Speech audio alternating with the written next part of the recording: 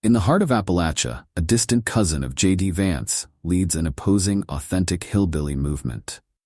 5 generations of Vances gathered in West Virginia last month for a reunion, singing hymns and swapping stories in a quiet park hugged by towering green mountains waiting to burst into autumnal shades of orange. JD Vance, the Republican vice presidential nominee who reunion attendees say is part of the family, was not among them. "He is surely too ashamed to face any of us. Judas Iscariot would have a warmer reception," said Tara Vance, an Appalachian activist whose genealogy records show shares some ancestors with the politician. Tara and JD Vance are distant cousins who have never met. They grew up in different states, with family lineage that intersected generations ago. But now, as the U.S. Senator from Ohio leans on his Appalachian roots in his campaign for the White House, Tara Vance has garnered a following as a fiery and knowledgeable critic. The 44-year-old disability rights nonprofit founder from Logan, WVA, population 1,365, presents herself as the authentic hillbilly Vance to thousands of online followers, swatting down stereotypes about the South as she gives an alternative version of what it means to be Appalachian.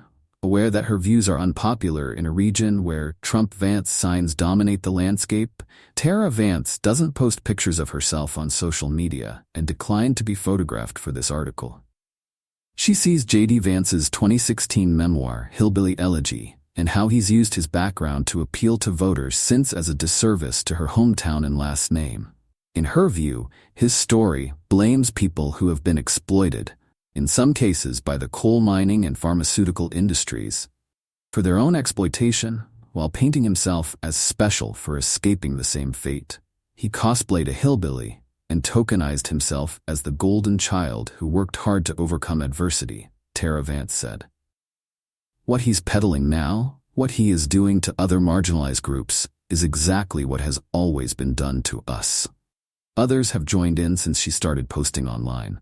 On her social media pages, where she shares facts about her Melungeon heritage, a lesser-known mixed race rooted in Appalachia, and raises awareness about her neighbor's lack of clean water access, residents of the region have called the vice presidential candidate a shillbilly, circulated a #HeFromHere hashtag, and joked that he's the kind of guy that puts his cast-iron skillet in the dishwasher. In Hillbilly Elegy, a best-selling book that was made into a movie, Vance describes his unstable childhood in Ohio, shaped by poverty and his mother's addiction. His no-nonsense, gun-wielding grandmother from Kentucky serves as a memorable main character. He laments the use of welfare programs he saw growing up and complains that people don't work hard enough. As for his family's circumstances, the fault lies almost entirely with factors outside the government's control, he wrote. That doesn't sit right with Tara Vance, whose father, a real Vance, she says, worked in the coal mines for 40 years, where he once snapped his sternum when a mountain collapsed on him. He still struggles with black lung disease, she said, and joint pain from time spent crawling underground. He was laid off as the industry declined. Tara Vance and JD Vance have more in common than a name. They both call their grandparents Mama and Papa. They know what it's like to be made fun of for where they're from, and they have both been shaped by towns that are shells of once booming industries. For him, Ohio steel. For her, West Virginia coal. The primary difference between them, Tara Vance says, is he is disconnected from what he calls his cultural inheritance, while she is a proud defender. Hillbilly Elegy, to her, is an out-of-touch story about lazy Appalachian folk who made poor choices, and self-congratulations by the senator for pulling himself up by his bootstraps to get to the Ivy League and Silicon Valley. She also takes issue with the fact that JD Vance never actually lived in Appalachia. He grew up in Middletown, Ohio, and spent summers with family in Kentucky, and was not born a Vance like her, but changed his name to his maternal grandmother's last name. He blames poor people in Appalachia, where he has no lived experience, for their own decline, she said. When asked about his distant cousin's criticism, a spokesperson for Vance said the senator has always offered his and his family's honest perspective. While many share that perspective, some do not. Spokesperson Luke Schroeder said in an email, "That's the nature of publishing your life story."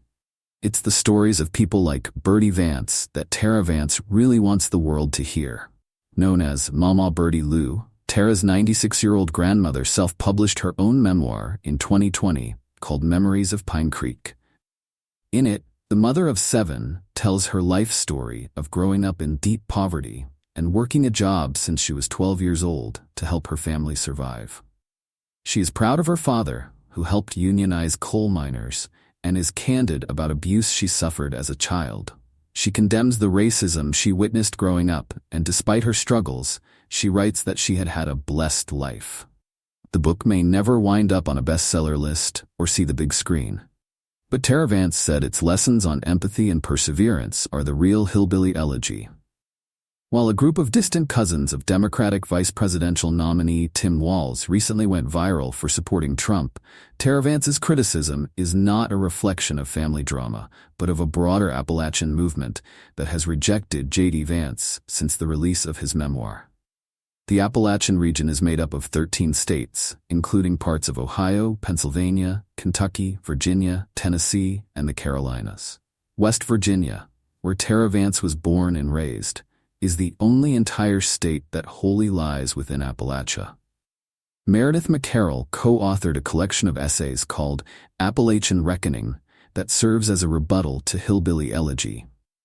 She said a lot of people saw themselves in JD Vance's story, but came away with very different lessons.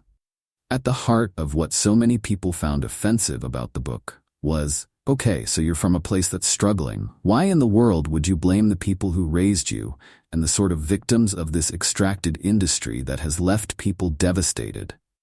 McCarroll said, why would you blame them rather than the system? While Hillbilly Elegy opens with a line promising that Vance is not a senator, a governor, or a former cabinet secretary, it served as a political tool that helped get him where he is today, said McCarroll of North Carolina. I think that is probably part of why Trump selected him, to bring a certain constituency in, she said. I do believe that he's been using that Appalachian identity for a long time in order to differentiate himself. Last week, as JD Vance prepared to take the debate stage with Walz, Tara Vance drove along winding roads through mountain hollows draped with wild kudzu, past an abandoned company store in her hometown where generations of coal miners and her family once shopped and paid with scrip. They were rewarded for their work in the mines instead of cash. Trump-Vance 2024 signs and advertisements for church revivals dotted front yards. She headed to her brother's house to watch the vice presidential debate. Inside, a golden V for Vance sat atop a living room mantel. On the TV, Vance answered a question about the deadly hurricane that had just rocked North Carolina by touting his ties to Appalachia, a community he said he knows very personally. He has a Vance nose, Tara said as she pointed to the screen. Don't remind me we're related to him, her brother quipped. In Logan County, where 24% of residents live in poverty, this Vance family, who plans to vote for Kamala Harris in November, is rare. Nearly 70% of voters in West Virginia chose Trump in 2020. It's isolating, said 26-year-old Faith Vance, Tara Vance's sister-in-law. If I say anything even remotely liberal, it's an instant dogpile. Carlene Boggs, Tara Vance's aunt, whose maiden name is also Vance, is a Republican who plans to vote for Trump again in November. She said she is too busy as a family caretaker to pay too much attention to politics, but named immigration as a reason she opposes Kamala Harris. Despite Trump's history of lies, she trusts him. I think we were in much better shape when he was president, the 76-year-old said. I believe him. If he says something, I take it to the bank. Sherry White, who owns a local restaurant called Granny Jack's that serves cabbage rolls, an old coal miner favorite, is also voting for Trump. She's not sure if whoever the president is can help combat the opioid epidemic that has devastated her community, but she's worried about the cost of groceries and inflation as she runs a small business. It was better under his administration than it is now under Biden and Harris, especially the economy, said White, 77. Watching the debate and rooting for Walz, Tara Vance threw her hands up in frustration as the Republican candidate, with whom she shares a last name, defended some of his policies. Fact-check him, she shouted, calling JD Vance a sellout and a method actor. She took out her phone and started posting her thoughts about the debate to her Facebook page. Quickly, it had more than 3,000 shares and hundreds of comments. "Why have debates or elections if there's no expectation of honesty?" she wrote. That kind of intentional political deception was a hallmark of those in power in the coal camps my and JD Vance's recent ancestors occupied, she added. As Tara Vance's following grows, so do her concerns for her safety. Someone recently found her number online and called to say he planned to bury her in Springfield, Ohio. She had posted a takedown of JD Vance's unfounded claims about Haitian immigrants there. As a poor hillbilly, she wouldn't even be able to afford her own funeral costs, she said the caller told her. Just minutes from where Tara Vance watched the debate with her brother is a cemetery where some of her ancestors are buried. Devil Anse Hatfield, the patriarch who helped lead the infamous 1800s Hatfield-McCoy political feud, is buried there. In his memoir, JD Vance mentions his own family ties to the same clan and their role in one of the most famous family feuds in American history. While Tara Vance leads a sort of political family feud of her own, she acknowledges a rare moment in the book that she agrees with. The Vances are considered hillbilly royalty. They remain at odds, though, over how to use that power,